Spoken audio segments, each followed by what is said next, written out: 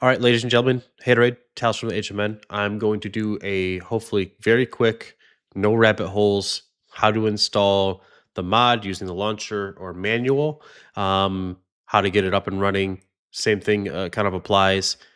I've updated the launcher. I'll continue to update the launcher and the modules or the game as we continue. We are on version 1.4.5.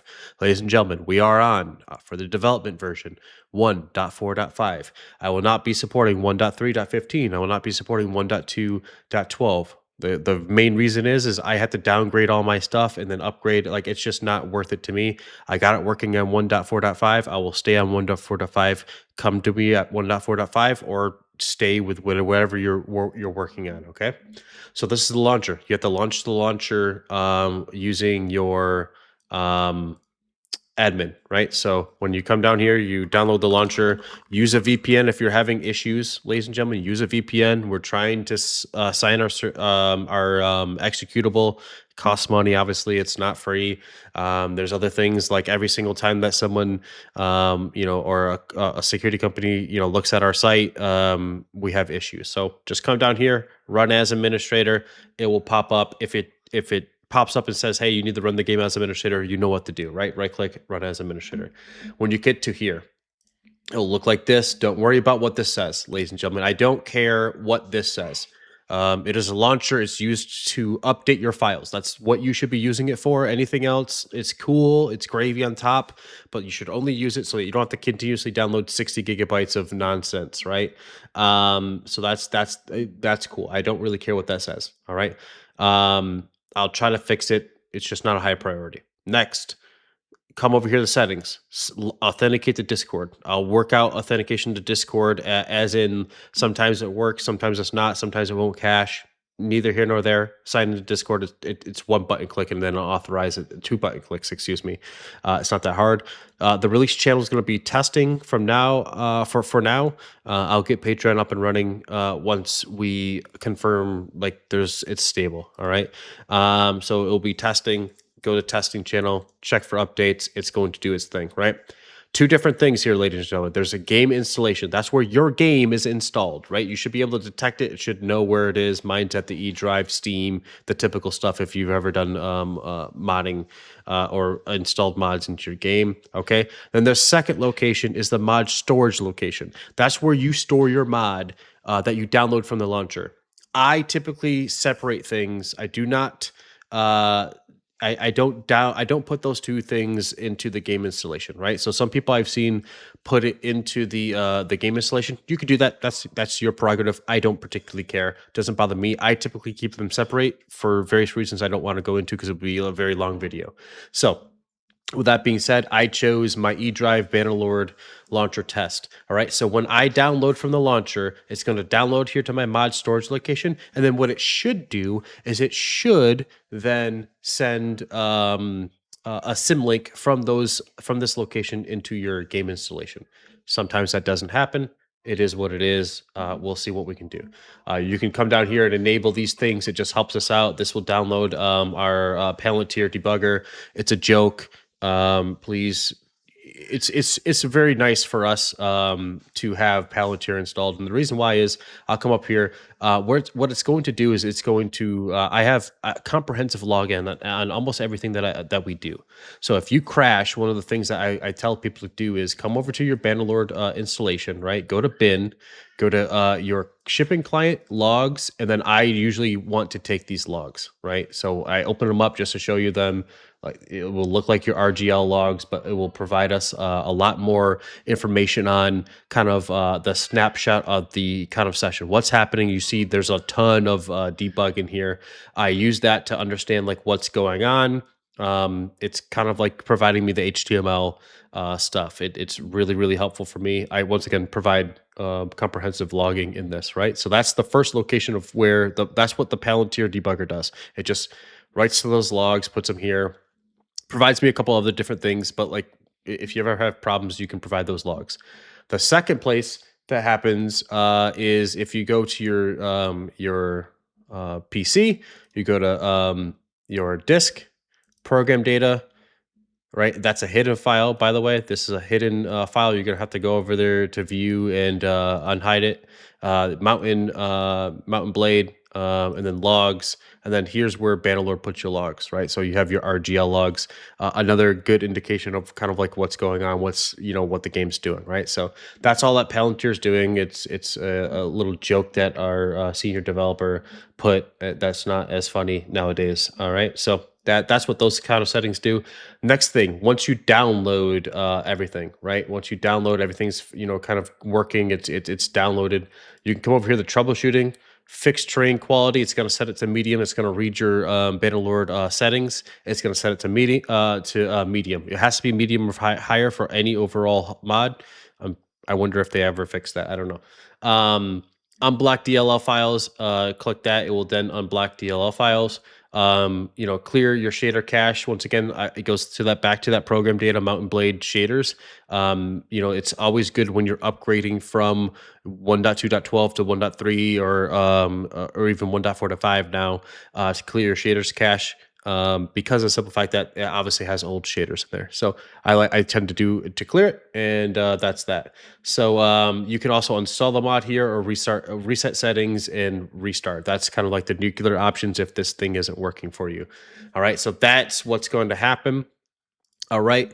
Let's say that the launcher is just not working for you, just for various different reasons I don't really care about to go into. All right, so you can just download this from a link that I provided in the Discord. This is for the development people that have development access only.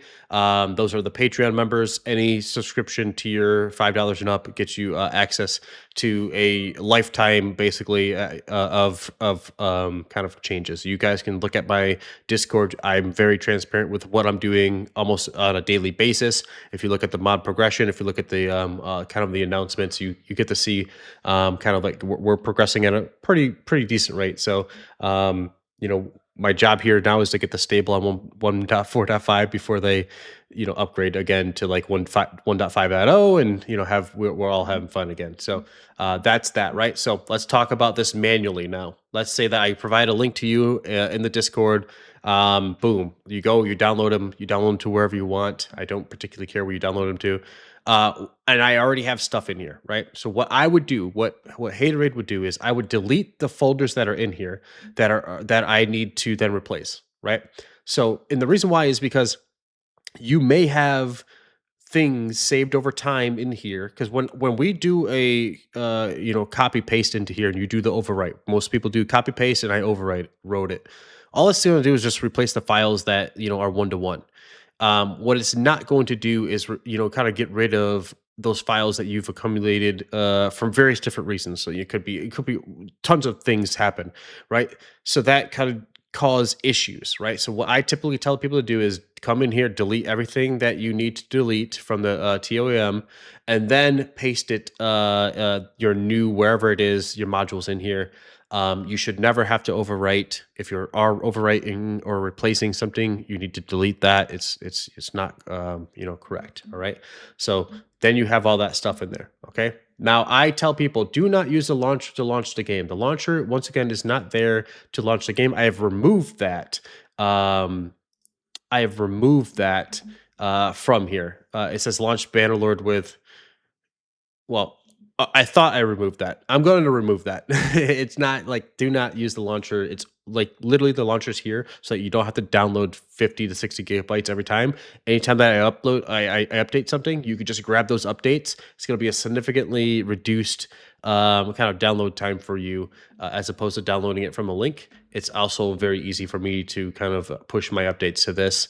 It takes a long time to zip up everything and then kind of get it up into a transfer link, right? So that's the only reason why I would use the launcher. I've talked to you about this.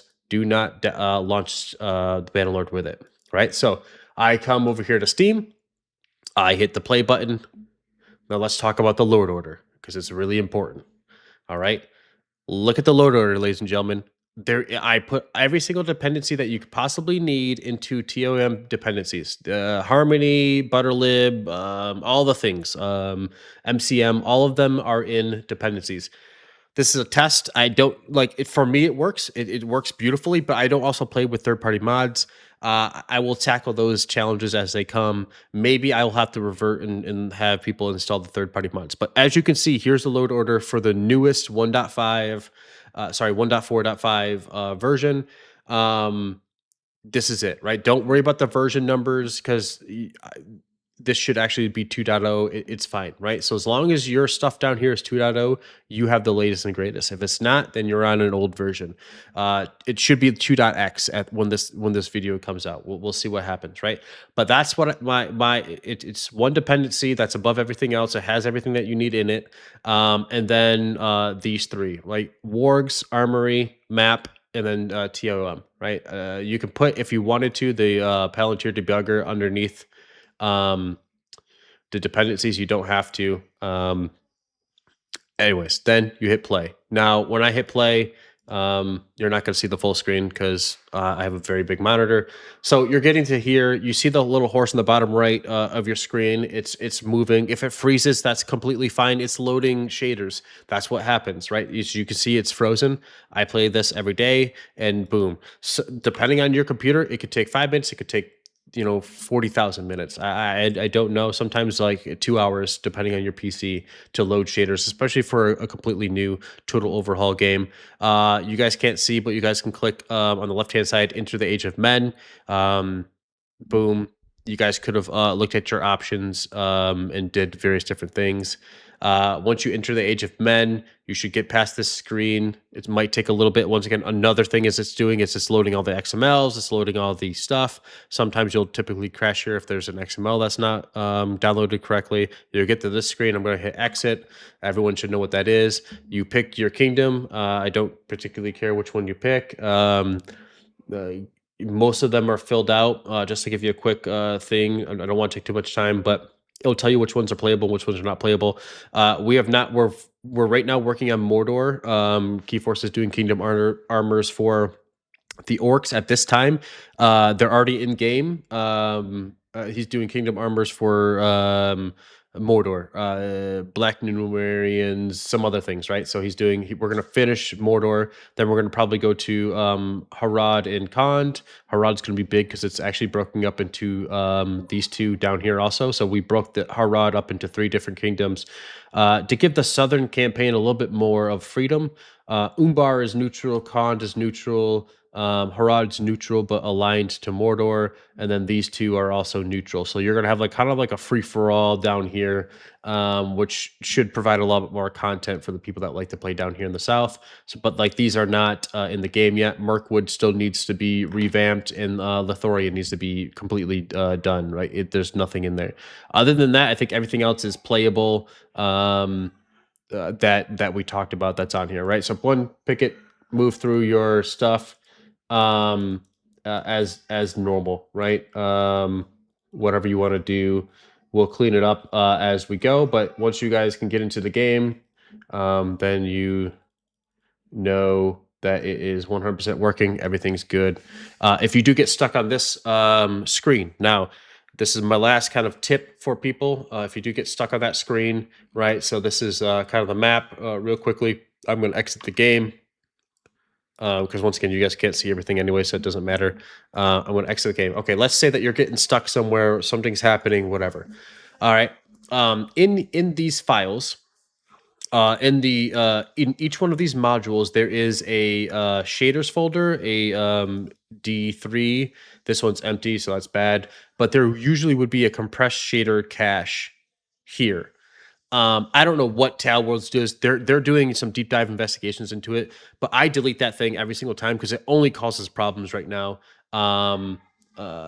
So like it should come to you fairly cleaned up, but when you do load your shaders, it will pop up. I'm not talking about the shader mapping bin, leave that alone, but there will be a compressed shader cache. Delete that motherfucker until TAOM comes out with a fix for whatever the hell they did to change it. It's absolutely redonkulous. Sometimes like if you go into the armory, it'll be 22 gigabytes just for that thing, and it that's what's causing the issues currently. I think they get corrupted I don't know. Sly from Tor is on it, and he's talking with the devs almost daily in the Discord, to the point that the devs are now doing kind of diagnostics. So I would say do that, and then also delete your shaders. Right? Like I said, if you're still not like you're crashing and stuff like that, make sure that you download better exception. Put it right below the dependencies. Um, and kind of give me the crash report and we'll get it fixed. But ladies and gentlemen, that is how you're going to download the newest one. It's really important that you pay attention to the Lord order, right? Please, please, please pay attention to the load order. If you have problems with the launcher, exit out of it, then relaunch it again. Sometimes works. Verifying files sometimes works. It's just a very finicky thing that I will spend a little bit more time diagnosing. But yeah, I'll spend some time diagnosing. But 15-minute video, 60-minute video on how to install the latest and greatest development build for development access only. If you're on the public version, just to give a quick announcement, I will not be updating the public version for quite some time. I do not know what that means yet because I need to focus all my efforts on getting this stable. Something could pop up. They could go to 1.5, whatever the case may be. The last update was in February. 3 months ago. I think that is plenty of content for the community, for the public community to continue to, go forth and conquer. If you do want to support the mod, if you do like the team, what we're doing, our development style, our transparency, trying to create more content for you guys, please subscribe on Patreon. Every cent goes to the mod. And at the end of the day, it really, really helps us and it keeps us motivated. Just to see the community come together and really give us feedback. And like really just give all the comments on the YouTube videos that we see, Jackie Fish and Lionheart and Reformist and all those other people that are doing kind of various different playthroughs. Huge help to the mod. The community is absolutely golden for the vast majority of people. It's awesome. And then your guys' feedback is always kind of welcome. We do consider it, we do look at it, we do try to respond as quickly as possible. It's just sometimes, ladies and gentlemen, we get busy with real life, we get busy with with the mod development. So with that being said, how to install development access. You'll know that if you have development access because either you're a Patreon member or you're a tester. Um, and if you do want to join the team, fill out the application on Discord. We do respond. But I will say that I do purges, right? Like if you're just gonna sit here and kind of chill and get access or get perks or whatever, if and you're not doing anything, you're not providing kind of a service to the mod. I do purge quite often. So I just don't waste your time. Cool, you'll get access to a developer kind of for 1 month, and then you'll lose your access. And I don't give second chances, ladies and gentlemen, right? So if you're just going to join the team, I get real life things. Join the team after your real life things get done. Don't join the team and then go out, have some real life issues going on. Go do your college. Go spend time with your family. It's way more important than developing this mod. But ladies and gentlemen, Haterade, Tales from the Age of Men. Thank you for watching the video. Take it easy. Bye.